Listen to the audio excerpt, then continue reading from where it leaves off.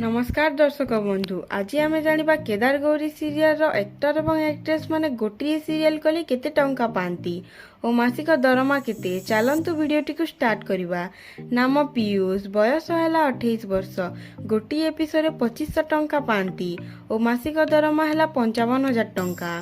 Next नाम स्वप्ना, बयस है 25 वर्ष, गोटे एपिसोड 2500 टंका पाती और मासिक दरमा है 55,000 टंका।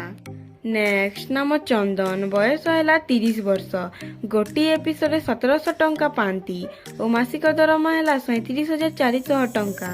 नेक्स्ट नाम वीणा, बयस है 28 वर्ष, गोटे एपिसोड 2200 टंका पाती और मासिक दरमा है 48,400 टंका।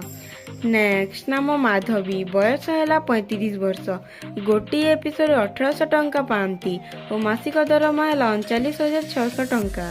नेक्स्ट नाम निर्मला, बयस है 60 वर्ष, गोटे एपिसोड 2000 टंका पाती और मासिक दरमा है 44,000 टंका। नेक्स्ट नाम विक्रम, बयस है 45 वर्ष, गोटे एपिसोड 1000 टंका पाती और मासिक दरमा है 22,000 टंका।